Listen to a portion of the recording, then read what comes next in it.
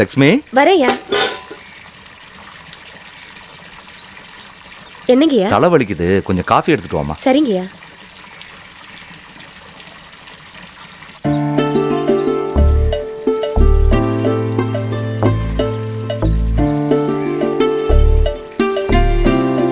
Coffee இந்தாங்கய்யா.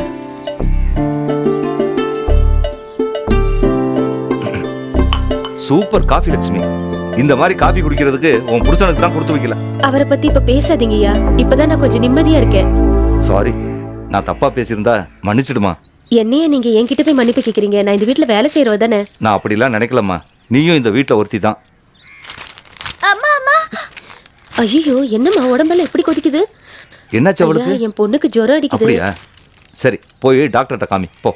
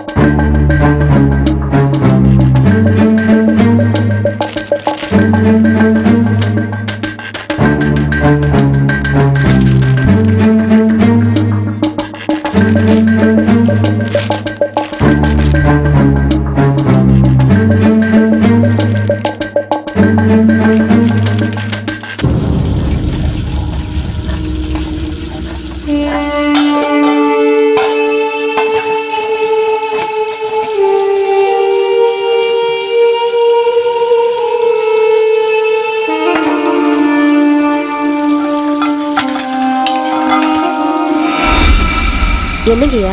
கொஞ்சம் தண்ணி.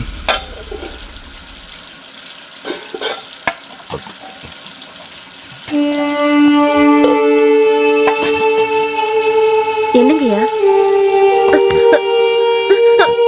வேண்டாயா. ஐயா, ஐயா விட்டுங்கய்யா. அம்மா, ஐயா விடுங்கய்யா. ஐயா விடுங்கய்யா. ஐயா, ஐயா விடுங்கய்யா.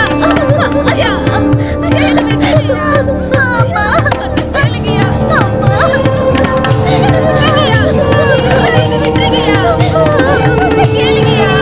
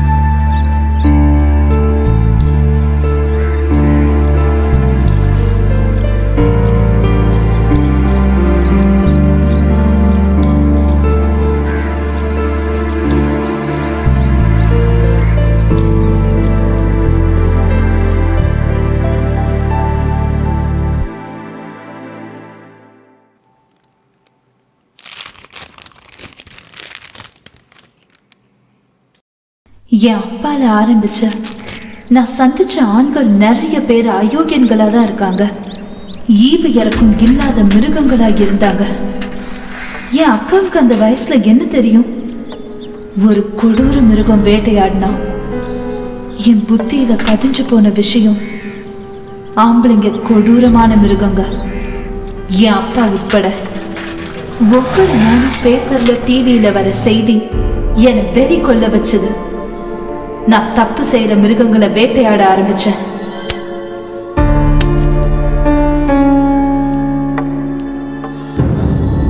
இந்த இன்ஸ்பெக்டருக்கு முன்னால கொலைகாரனை எப்படியாவது கண்டுபிடிச்சு ப்ரொமோஷன் வாங்கி கவர்மெண்ட் கிட்ட நல்ல பேர் வாங்கி ஆகணும். கத்தி கத்தி கத்தி குத்துறாங்க. ஐயா கத்தி கத்தி. ஐயா கொலை பண்றாங்க. கொலை பண்றாங்க. ஐயா ஐயா காப்பாத்துங்க. ஐயா ஐயா ஐயா கொலை பண்றாங்க. கொலை பண்றாங்க. ஐயா குத்துறாங்க. ஐயா ஐயா வேணா நிஷா வேணா. நீ மேல மேல தப்பு பண்ணிட்ட பாரு. கத்தி எடு. சொல்றத கேளு. Sorry sir. சரண்டர் ஆயிடு. அது முடியாது. வேணா நிஷா. உன் நல்லதுக்கு தான் சொல்றேன். பேசாம சரண்டர் ஆயிடு. நல்லது எது கெட்டது எதுன்னு எனக்கு தெரியும். எங்களை தப்பிக்க விடுங்க, இல்லைன்னா இவர் செத்துருவாரு. ஐயா எப்படியாவது என் உயிரை காப்பாத்துங்கயா. எங்க அப்பா அடிக்கடி சொல்லுவாரு போலீஸ் வேலைக்கு போகாத போகாதன்னு. எப்படியாவது என்ன காப்பாத்துங்கயா. காப்பாத்துங்கயா. Don't move. ஓகே நான் ஒண்ணும் பண்ணல. ஏட்ட ஒண்ணும் பண்ணாத. ஐயா கைது பண்ணுங்க இவங்கள. ஓகே சார், எங்களை அரெஸ்ட் பண்ணுங்க. ஐயா இவங்கள நம்பாதீங்கயா. இவ்வளவு பார்க்க பார்வையே தெரியலையா. முதல்ல இவங்கள கைது பண்ணுங்கயா. ஏட்டையா சுமாரு. உன்னையும் உங்க அம்மாவையும் நான் அரெஸ்ட் பண்ண போறதில்ல. சார் எஸ், உன்னை போல ஒருத்தைய கைது பண்ணி கோர்ட்ல நிறுத்தி தண்டனை வாங்கி தர நான் விரும்பல. காக்கி சட்டை போட்டுக்கிட்டு எங்களை மாதிரி அதிகாரிகள் செய்ய வேண்டிய வேலையை நீ செஞ்சிருக்க. சில நியாயங்களும் தர்மங்களும் சட்டத்துக்கு உட்பட்டு வரதே இல்லை. சில நீதிகளும் அப்படித்தான். போலீஸ் பொதுவா ஏதாவது நடவடிக்கை எடுக்கிறப்போ மகளிர் அமைப்பு, மனித உரிமை கமிஷன் இவங்கெல்லாம் வந்து போலீஸ் செஞ்ச தப்பு அவங்க மேல நடவடிக்கை எடுக்க நிக்கிறாங்க. நான் கேட்கிறேன், மனிதர்களை தண்டிக்கிறப்போ இவங்க வந்து கேட்கலாம். ஆனா மிருகங்களை தண்டிக்கிறப்போ இவங்க வந்து கேட்கறதுல என்ன நியாயம் இருக்கு? நான் ஒரு சாதாரண போலீஸ் அதிகாரி. நீதிமன்றங்களை மீறி என்னால ஒண்ணும் செய்ய முடியாது. ஆனா ஒரு சில விஷயங்களுக்காக நியாயமான முடிவுகளை என்னால எடுக்க முடியும். குற்றவாளிகளை ஆதரிக்கிற சில சமூக அமைப்புகள் நியாயமான முடிவுகளை ஆதரிக்கிறது இல்ல. திருப்பூர்ல நகைக்கடையே கொள்ளடிச்சிட்டு போனாங்க. சென்னையில பட்ட பகல்ல துப்பாக்கி முனையில 2 வங்கிகளை அப்படியே கொள்ளடிச்சாங்க.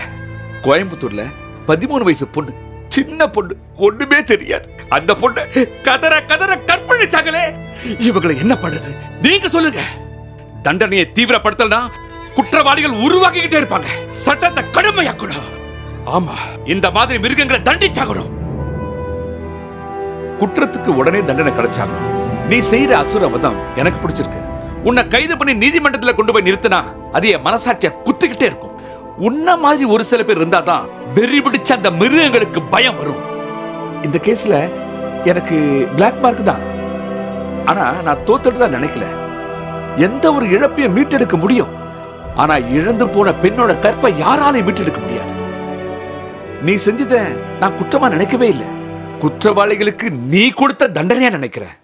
நீதி உன்னால ஜெயிச்சது.